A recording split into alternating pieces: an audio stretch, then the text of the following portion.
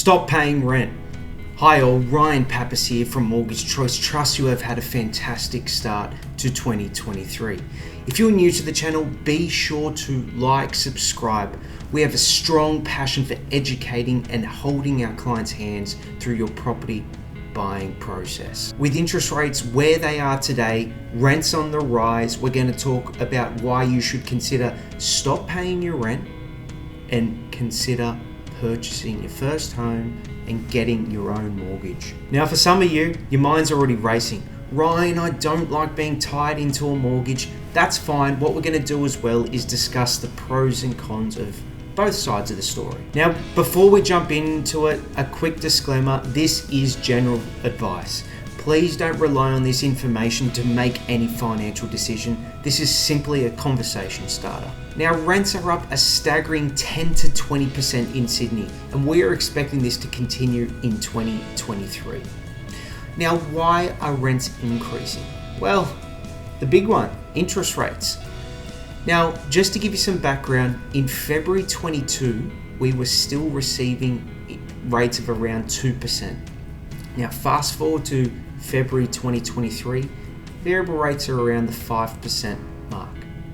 Now, it's pretty simple. Landlords simply cannot wear the costs.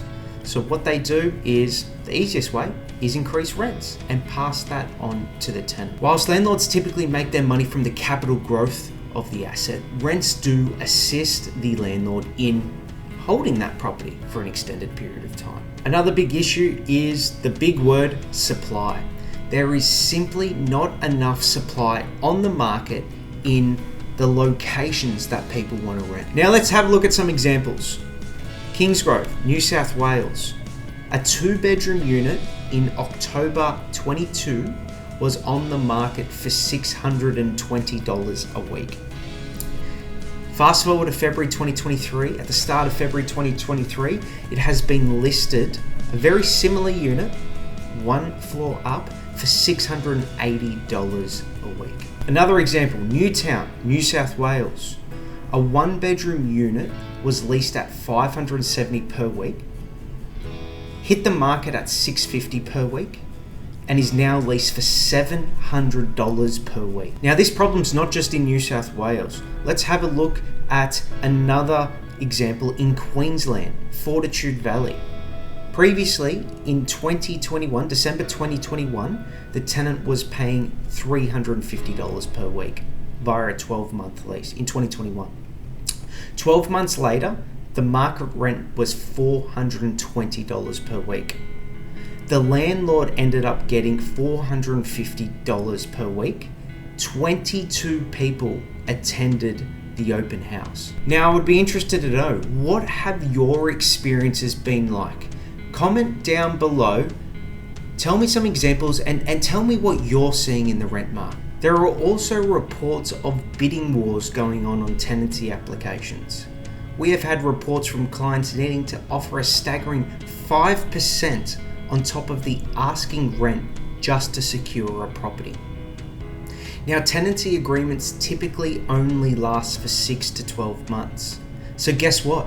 In 6 to 12 months' time, the tenant needs to renegotiate and potentially face exactly the same bidding war that they occurred.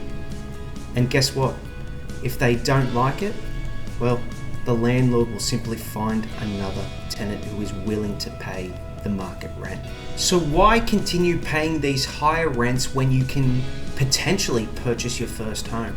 Now, purchasing is not for everyone, and renting at the same time is not for everyone. Let's have a look at the pros and cons. Some of the pros of renting. Well, you're not locked in, meaning you can come and go whenever you want. You also don't have equity locked in, meaning you can place your money in other asset classes. Now, the cons of renting. Not guaranteed, meaning the landlord can increase the rent at any time or move into that place at any time, meaning you need to find another place to live in.